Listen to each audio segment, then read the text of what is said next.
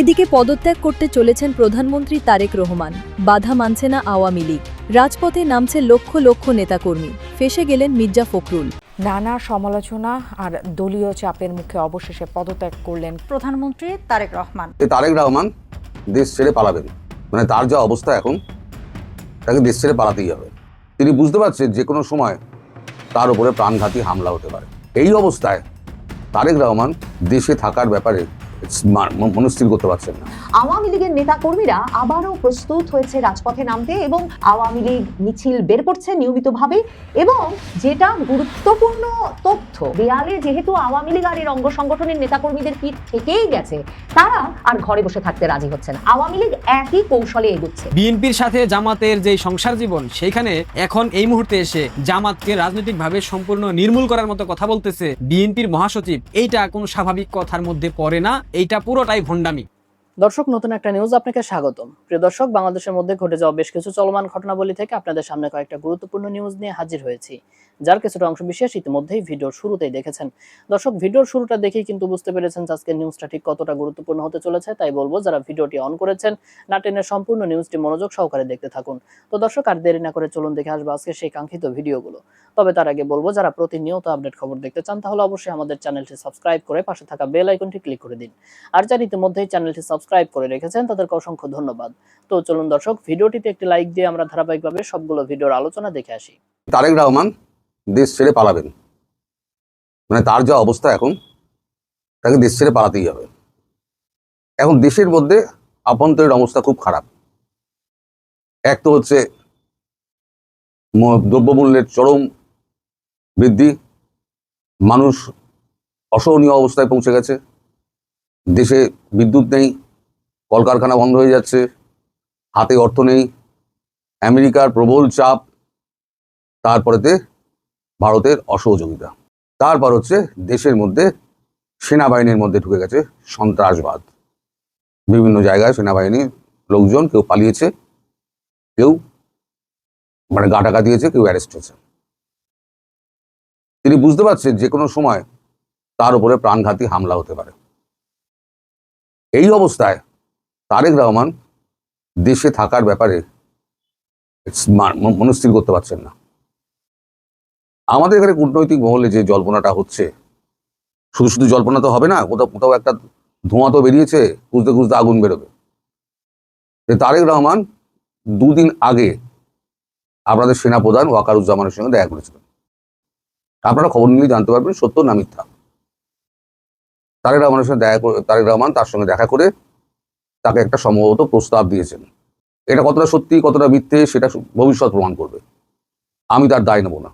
কিন্তু যেহেতু খবরটা আমার কানে এসছে, আপনাদের জানিয়ে রাখার দরকার, হয়তো সত্যি হলেও হতে পারে। এখন ওয়াকারুজ্জামানের কাছে গিয়ে তিনি একটা প্রস্তাব দিয়েছেন যে এই অবস্থার মধ্যে, এই অর্থনৈতিক সংকট এবং চারদিকে দেশের যে অবস্থা, আমাদের হাতে টাকা নেই, দেশ চালাবার মতো ক্ষমতা আমার নেই, আর আমার কথা কেউ শোনেও না। সেক্ষেত্রে আমি আপনার পরামর্শ চাই। আপনি একটা নিরপেক্ষ সরকার গঠন করুন, মানে ওই আপনাদের কি বলে না, তদারকি সরকার টাইপের একটা ব্যবস্থা করুন। আমি তার হাতে ক্ষমতা দিয়ে আমি চলে যেতে চাই, এবং সেটা যত শীঘ্র সম্ভব। তবে তার 4-5টি শর্ত আছে। শর্তগুলো কি? 1 নম্বর শর্ত হচ্ছে তাকে এবং তার মন্ত্রিসভার কিছু মানুষকে সেফ প্যাসেজ দিতে হবে। নাম্বার 2, তার এখানে যে সম্পত্তি রয়েছে সেই সম্পত্তি অক্ষত অবস্থায় থাকবে। তার বিরুদ্ধে 3 নম্বর, তার বিরুদ্ধে যে সমস্ত মামলা আছে সেই সমস্ত মামলাগুলোকে অফিসিয়ালি প্রত্যাহার করতে হবে, এবং নিশ্চিত করতে হবে পরবর্তীকালে এই মামলায় তার বিরুদ্ধে আর কোনো মামলা এই ধরনের করা যাবে না। এইরকম গোটা 4-5 শর্তবর্ত উনি দিয়েছেন। ওয়াকারুজ্জামান সব শুনেছেন। অন্তর্বর্তী সরকার একটা গঠন করুন আপনি, তার হাতে ক্ষমতা দিয়ে আমি চলে যাব। কারণ ইউনূস যা করেছে, বাংলাদেশকে গোলামির জায়গায় ঠেলে দিয়েছে, এবং বাংলাদেশে দুর্ভিক্ষের পদধ্বনি কিন্তু শোনা যাচ্ছে। একটা পয়সা নেই, কিন্তু সব ব্যাংক থেকে ধার করে দেশ চালানো হচ্ছে। এই যে ব্যাংকের থেকে ধার হচ্ছে, এবং মুদ্রা ছাপানো হচ্ছে, তাতে দেশের অর্থনীতি তো 12টা বেজে যাবে। অর্থনীতিবিদরা বলতে পারবেন যে দেশে সোনার উপরে নির্ভর করে টাকা ছাপানো হয়, তার হাতে মজুদ কত সোনা আছে তার উপরে নির্ভর করে টাকা ছাপানো হয়। এবার সোনার ভান্ডারের থেকে যদি বেশি টাকা ছাপানো হয় তাহলে পরে অর্থনীতি ডুবতে আরম্ভ করবে। একসময় আপনাদের অর্থনীতি মানে আপনাদের 100 টাকার মান ভারতবর্ষে 70-72 টাকা ছিল, এটা আপনারাই জানেন। এখন বর্ডারে আসুন, 40 থেকে 42 টাকার বেশি আপনারা পাবেন না। আরও যদি 1 মাস যায় তখন সেটা 30 টাকায় নেমে যাবে, 30 বা 32 এরকম কোনো একটা টাকায় নেমে যাবে। তার মানে অবমূল্যায়ন টাকার যেভাবে হচ্ছে তাতে এর অবস্থা, বাংলাদেশের অবস্থা ইরানের মতো হবে। ইরানের অর্থনৈতিক অবস্থা জানেন তো? একটু শুনে রেখে দিন যে 1 লক্ষ রিয়াল, ইরানের 1 লক্ষ রিয়াল ইজুগাল টু ভারতবর্ষের 717 টাকা। 1 কোটি রিয়াল যদি আপনি, 1 কোটি এখন রিয়ালের নোট চেপেছে ইরান, 1 কোটি রিয়াল যদি আপনি পকেটে নিয়ে বেরোন তাহলে আপনার 1 সপ্তাহের বাজার হবে না, এই না অবস্থা ইরানের। তা আপনার দেশ যেদিকে যাচ্ছে তাতে মনে হচ্ছে যে সামনে খুব কঠিন অবস্থা, ভারতবর্ষ পাশে না দাঁড়ালে খুব কঠিন অবস্থা। এতদিন যারা দিল্লি না ঢাকা, দিল্লি না ঢাকা করে বেড়াতেন না আপনাদের সামনে, সে দিল্লি না ঢাকা মানে সেই লোকগুলোকে আমি এখন খুঁজে বেড়াই, কিন্তু তাদের কাউকে আমি আজকাল দেখতে পাই না। তাদের সেই হুঙ্কার, তাদের খেয়ে ফেলার, ভারতবর্ষে খেয়ে ফেলার হুঙ্কার এখন আর শুনতে পাওয়া যায় না। এখন তারেক রহমানের কথায় ফিরি। তারেক রহমান এখন সপরিবারে ভাবছেন যত তাড়াতাড়ি পারা যায় তত তাড়াতাড়ি বাংলাদেশ থেকে বেরিয়ে যেতে হবে, কারণ বাংলাদেশের এই অবস্থা থেকে বাংলাদেশকে বার করা তার সাধ্যের মধ্যে নেই। তার সাধ্যের মধ্যে নেই কেন, তার মন্ত্রিসভায় যারা যারা আছে তাদের কারণ নেই।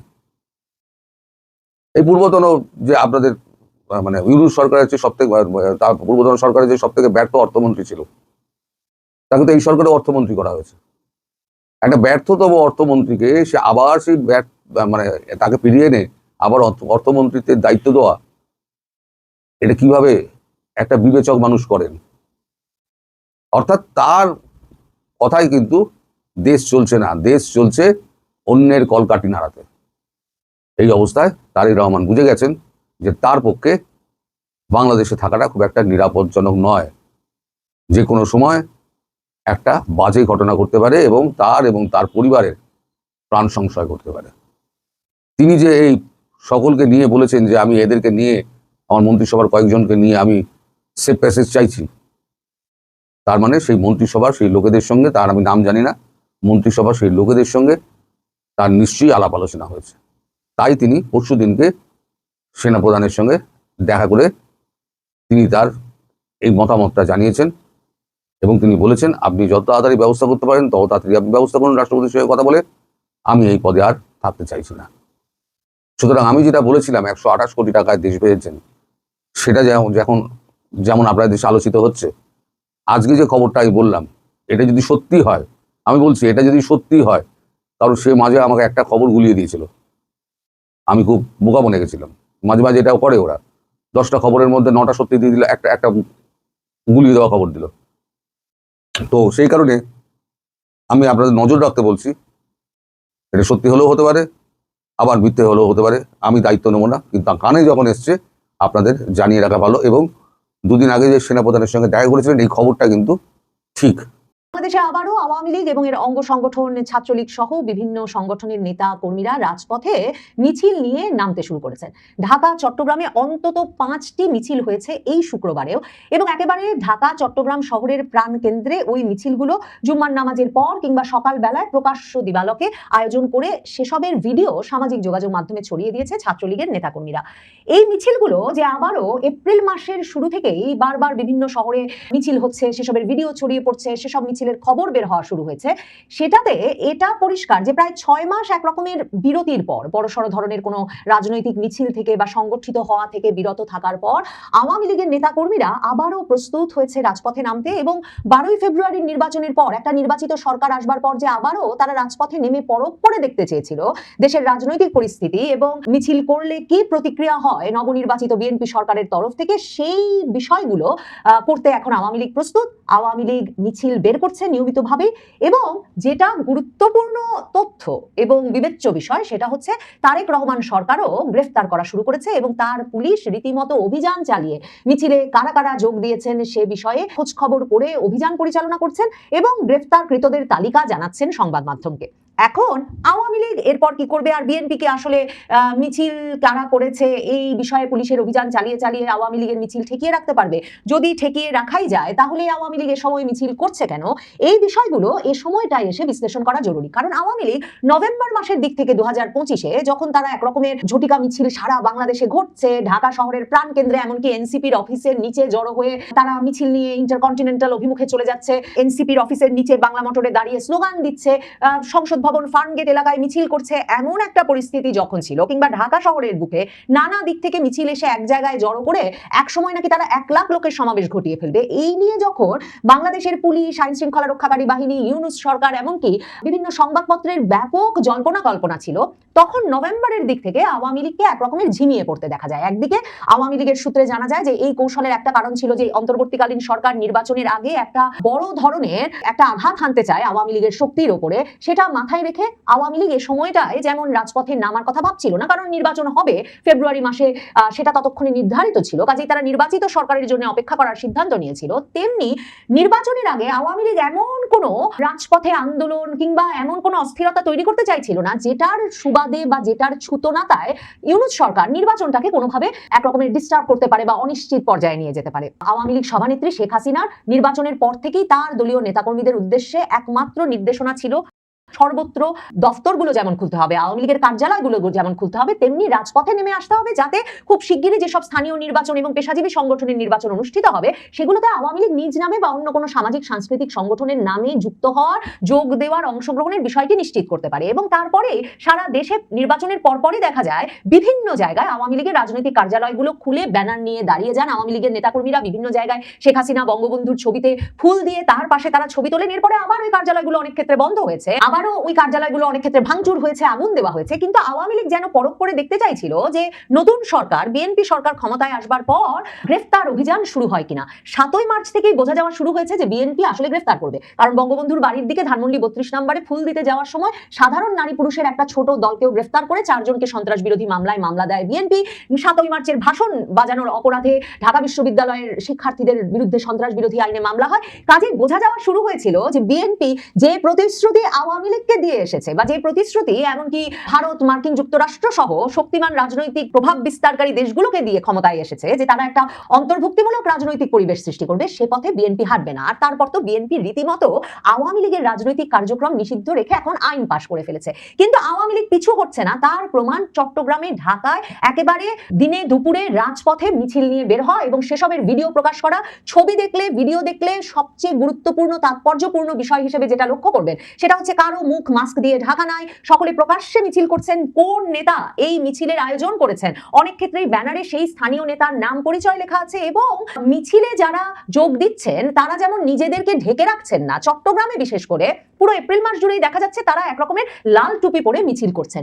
এবং এই লাল টুপি নাকি তারা পরছেন চট্টগ্রামের সাবেক মেয়র। 1975 সালে বঙ্গবন্ধু হত্যার পর আওয়ামী লীগের রাজনীতি ফিরিয়ে আনতে বাংলাদেশে যেই বঙ্গবন্ধু ভক্ত কর্মীরা সবচেয়ে গুরুত্বপূর্ণ ভূমিকা পালন করেছিলেন তাদের একজন এবিএম মহিউদ্দিন চৌধুরী, সেই চট্টগ্রামের সাবেক মেয়র এবিএম মহিউদ্দিন চৌধুরীর সমর্থকেরা নাকি চট্টগ্রামে ঐতিহ্যগতভাবে একটা দীর্ঘ সময় লাল টুপি পরে মিছিল করতেন। কাজেই এই যে চট্টগ্রাম জুড়ে এখন লাল টুপি পরে, মুখ খোলা রেখে, কোনো মাস্ক পরিধান না করে রাজপথে আওয়ামী লীগ ছাত্রলীগের নেতা কর্মীরা ব্যানার ধরে নেমে আসছেন এবং এপ্রিলে ঘন ঘনই এসব মিছিলের খবর পাওয়া যাচ্ছে। শুক্রবার দিন শুধুমাত্র এই গত শুক্রবারে ঢাকা ও চট্টগ্রামের 5 এলাকায় নিষিদ্ধ ছাত্রলীগের মিছিল হয়েছে বলে খবর বেরিয়েছে এবং সেখানে দেখা যাচ্ছে যে এই দুই মহানগরীতে ছাত্রলীগের এই মিছিলগুলো অল্প সময়ের হয়েছে, ঝটিকা মিছিল হয়েছে, কিন্তু সেসব মিছিলের ভিডিও করা হয়েছে, সামাজিক যোগাযোগ মাধ্যমে ছড়িয়ে দেওয়া হয়েছে। সেসব মিছিল থেকে ছাত্রলীগের উপর থেকে নিষেধাজ্ঞা প্রত্যাহার সহ বিভিন্ন স্লোগান দেওয়া হয়েছে। ঢাকায় খোদ রাজধানীতে জাতীয় সংসদ ভবনের সামনে মিছিল করেছে, কাকরাইল মোড়ে মিছিল হয়েছে। এই দুটো মিছিলের ভিডিওই ফেসবুকে প্রচার হতে দেখা গেছে এবং দুটো মিছিলই জুম্মার নামাজের পরে হয়েছে। তার মানে শহর বিরান নয়, শহরে তখন নামাজ পড়ে সাধারণ মানুষ বাড়ি ফিরছেন, বিভিন্ন গন্তব্যে যাচ্ছেন এবং এমন একটা সময়ে একেবারে প্রকাশ্য দিবালোকে সংসদ ভবনের সামনে কাকরাইল মোড়ের মতো জনবহুল জায়গায় ছাত্রলীগ কিন্তু মিছিল করেছে। চট্টগ্রাম নগরীতেও সেই শুক্রবারে 3 মিছিল করেছে নিষিদ্ধ ছাত্রলীগ। ভিডিওতে যেরকম দেখা গেছে তাতে নগরের জিসি মোড়, অত্যন্ত জনবহুল ব্যস্ত বাণিজ্যিক এলাকা, সেই নগরের জিসি মোড়, 2 নম্বর গেট এবং সিআরবি এলাকায় মহানগর ছাত্রলীগ এবং এমইএস কলেজ ছাত্রলীগের ব্যানারে বিক্ষোভ মিছিল হয়েছে। এই যে আমি বলছিলাম যে ব্যানারে খুবই বিস্তারিত লেখা থাকছে এবং ব্যানারটা পরিষ্কারভাবে ছবিতে ভিডিওতে দেখা যাচ্ছে মিছিলে অংশগ্রহণকারীদের চেহারার মতোই। এর মধ্যে জিসি এলাকার যে মিছিলটা সেটা শুক্রবার সকালে হয়, আর লালখান বাজার এবং সিআরবি এলাকার মিছিল দুটো চট্টগ্রামেও জুম্মার নামাজের পরে হয়েছে বলে দাবি করা হয়েছে ফেসবুক পেজগুলো। জিসি এলাকা থেকে শুরু হওয়া মিছিলটি গোলপাহাড় মোড়ের দিকে যেতে দেখা যায়। এমইএস কলেজ ছাত্রলীগের ব্যানারে যে মিছিলটি হয় তারা তখন আওয়ামী লীগের সমর্থনে নানা রকম স্লোগান দিতে থাকেন। আর সিআরবি এলাকা থেকে শুরু হওয়া মিছিলটি নগরের টাইগার পাস এলাকার দিকে যায়, সেখানেও শেখ হাসিনার সমর্থনে স্লোগান দেওয়া হয়। লাল টুপি পরে 2 নম্বর গেট এলাকায়ও একটি মিছিল হয়েছে বলে ভোরের কাগজ খবর দিচ্ছে। এই মিছিলগুলোর পরেই পুলিশ ঘোষণা দেয় যে তারা ভিডিও দেখে বিভিন্ন ব্যক্তিকে চিহ্নিত করে, মানে একেবারে ইউনুস জমানার মতোই একইভাবে পুলিশ বক্তব্য রাখে যে তারা ভিডিও এবং যেসব ছবি ফেসবুকে দিয়েছে ছাত্রলীগ সেগুলো বিশ্লেষণ করে দেখছে এবং সেই অনুযায়ী তারা বিভিন্ন জায়গায় অভিযান পরিচালনা করবে এবং তারা এসব মিছিলে অংশগ্রহণকারীদের গ্রেফতারের সক্রিয় আছে। এবং তারপর চট্টগ্রামে এইসব ঝটিকা মিছিলের ঘটনায় কার্যক্রম নিষিদ্ধ আওয়ামী লীগ ও এর সহযোগী সংগঠন ছাত্রলীগ যুবলীগের অন্তত 12 জন নেতাকর্মীকে গ্রেফতার করার কথা জানায় চট্টগ্রাম কোতোয়ালি থানা পুলিশ শনিবারে এসে। এবং পুলিশ যে সংবাদ বিজ্ঞপ্তিতে যে তথ্য দিয়েছে সেখানে তারা গ্রেফতারকৃতদের নাম আর বয়স দিয়েছে তানভীর হাসান, মোসলেম উদ্দিন, বিপু ঘোষ, বিলু, নাহিদ হোসেন, সাইফুল ইসলাম, মানে পরিষ্কার বোঝা যাচ্ছে ছবিতেও এবং নামের তালিকা থেকেও যে এরা কেউ আওয়ামী লীগ বা ছাত্রলীগের কোনো পদধারী ব্যক্তিবর্গ নয়। তাহলে এই নাহিদ হোসেন, এই বিপু ঘোষ, বিলু, মোসলেম উদ্দিন, নাহিদ হোসেন, সাইফুল ইসলাম, তানভীর হাসান এরা আদৌ আওয়ামী লীগের নেতাকর্মী কিনা, নাকি পুলিশ আসলে একরকমের ঢালাও মামলা বাণিজ্য করতে এই তরুণদেরকে গ্রেফতার করে এরাই আওয়ামী লীগের মিছিলে ছিল এই দাবি করে এদেরকে সন্ত্রাস বিরোধী আইনে মামলা দিয়ে কারাগারে চালান করছে কিনা, সেটা কিন্তু অত্যন্ত গুরুত্বপূর্ণ একটি প্রশ্ন। মানে এই যে ঢালাও গ্রেফতার আর তার সঙ্গে জড়িয়ে থাকা গ্রেফতার বাণিজ্য, এই দিয়ে কি সত্যি আওয়ামী লীগের রাজনৈতিক কার্যক্রম ঠেকানো যাবে? দেখেন, আওয়ামী লীগ এই সময় এসে আবারও এই সাহসটা করলো কেন? অত্যন্ত তাৎপর্যপূর্ণ যে আওয়ামী লীগের নেতা কর্মীরা যেমন সংগঠিত হতে উৎসাহিত বোধ করছেন, আওয়ামী লীগ সভানেত্রী শেখ হাসিনা যেমন ভাবে প্রত্যেকটি সংসদীয় এলাকার নেতৃবৃন্দের সঙ্গে আলাপ করছেন বিভিন্ন এলাকায়, সংসদীয় এলাকা ধরে ধরে, তেমনি একেবারে নেতাদের খোদ তত্ত্বাবধানে মিছিলগুলো অনুষ্ঠিত হচ্ছে, নেতাদের নামও অনেক ক্ষেত্রে লেখা থাকছে। তার মানে আওয়ামী লীগের নেতা কর্মীরা মাঠে নামতে পিছপা হচ্ছেন না, এমনকি নির্বাচিত সরকার এসে তাদেরকে সন্ত্রাস বিরোধী আইনের আওতায় রাজনৈতিক কার্যক্রম নিষিদ্ধ রেখে আইন পাশ করার পরেও আওয়ামী লীগ একই কৌশলে এগোচ্ছে। কিন্তু এই সময়ে এসে আবারও গ্রেফতার হতে তারা মাঠে নামার সিদ্ধান্ত নিল কেন? এই সময়ে এসে তারা জানে যে বিএনপিকে আসলে গ্রেফতার করতে করতে এই আওয়ামী লীগের রাজনৈতিক কার্যক্রম নিষিদ্ধই রাখতে পারবে। মানে আওয়ামী লীগের এলাকায় ফিরে আসা ছাড়া উপায় কি? কারণ এমনকি শামা ওবায়েদ পররাষ্ট্র প্রতিমন্ত্রী এই সবে তার এলাকায় গিয়ে আবার বলেছেন যে তাদের আমলে ভুয়া মামলা দিয়ে কাউকে হয়রানি করা যাবে না। কারণ বিভিন্ন নেতৃবৃন্দ, মানে মির্জা ফখরুল ইসলাম আলমগীর থেকে শুরু করে বিএনপির শীর্ষ নেতৃবৃন্দ নিজ নিজ এলাকায় আওয়ামী লীগ নেতৃবৃন্দের সমর্থনে ভোট আদায় করেছেন এ কথা দিয়ে যে তারা হয়রানি করবেন না অযথা স্থানীয় আওয়ামী লীগের নেতাকর্মী সমর্থকদের। এখন এই কাজ যদি তারা করে যান তাহলে এলাকায় কি এই নেতারা নিজ নিজ এলাকায় টিকতে পারবেন? তার মানে এমন একটা পরিস্থিতি এখনো প্রত্যাশা করা হচ্ছে আওয়ামী লীগের তরফে যে হ্যাঁ, পুলিশ গ্রেফতার করবে হয়তো তারেক রহমান সরকারের নির্দেশে, কিন্তু স্থানীয় বিএনপির নেতাদেরই এই আওয়ামী লীগের নেতাকর্মীদের একরকমের মুক্ত করতে ব্যবস্থা করতে হবে স্থানীয় রাজনীতির সমীকরণে নিজেদেরকে গুরুত্বপূর্ণ রাখতে। তারপর জামায়াতে ইসলামী সহ 11 দলীয় জোট যখন রাজপথে নেমেছে, তারা ঘোষণা দিয়েছে সারা বাংলাদেশে তারা গণমিছিল শুরু করেছে, সারা বাংলাদেশে তারা বিক্ষোভ সমাবেশ করছে। এখন বিএনপি যে আওয়ামী লীগ বলে ছাত্র শিবিরের নেতাকর্মীদের কিংবা জামায়াতে ইসলামী এবং তার অঙ্গ সংগঠনের নেতাকর্মীদের এখন গ্রেফতার করা শুরু করবে না, সেটাই বা কে বলতে পারে? এমন একটা রাজনৈতিক অস্থির পরিবেশে যখন আসলে বিএনপি আর জামায়াতের মিত্রতাটা ভীষণ ঠুনকো পর্যায়ে নেমে এসেছে, প্রতিটা ক্যাম্পাসে ছাত্র শিবির ছাত্রদল মুখোমুখি হয়ে পড়েছে, সেই সময় যদি আওয়ামী লীগ ছাত্রলীগ সাহস করে না নামতে পারে তাহলে আসলে আওয়ামী লীগ ছাত্রলীগ নামবে কখন? কাজেই আওয়ামী লীগ ছাত্রলীগ এই সময়ে নামবার ঝুঁকে নিয়েছে, কারণ তারা জানে যে তাদের ঢালাও গ্রেফতারের সুযোগে খুব শিগগিরই এই সরকারকে তাদের মূল রাজনৈতিক প্রতিপক্ষ রাজপথে হয়ে যারা দেখা দেবে, সেই জামায়াতে ইসলামী ছাত্র শিবির তাদের নেতাকর্মীদের আওয়ামী লীগ বানিয়ে হয়তো গ্রেফতার করা শুরু করতে হতে পারে। কাজে এমন একটা টালমাটাল পরিস্থিতিতে আওয়ামী লীগের রাজনৈতিক কার্যক্রম নিষিদ্ধ থাকা অবস্থায় দেয়ালে যেহেতু আওয়ামী লীগ আর এর অঙ্গ সংগঠনের নেতাকর্মীদের পিঠ থেকেই গেছে, তারা আর ঘরে বসে থাকতে রাজি হচ্ছে না। তারেক রহমান সরকার যে তাদেরকে কোনো স্পেস দেবেন না সেটা তারা বুঝে গেছেন বটে, কিন্তু তারাও দেখতে চান কত ঘন ঘন নামলে, কত কত গ্রেফতার করে, কতভাবে তারেক রহমান সরকার তাদেরকে ঠেকাতে পারেন, তারেক রহমান সরকার সত্যি ইউনূস সরকারের পথে কতদিন হাঁটতে পারে। তো দর্শক, দেখলেন আজকের সবগুলো ভিডিও। আর এই ভিডিওগুলো সম্পর্কিত যদি কোনো তথ্য বা মতামত থাকে তাহলে তো অবশ্যই কমেন্ট করে জানিয়ে দিন। এতক্ষণ সাথে থাকার জন্য ধন্যবাদ। নিউজটি শেষ করছে এখানেই, ফিরছে আগামী ভিডিওতে নতুন কোনো টপিক নিয়ে। আল্লাহ হাফেজ।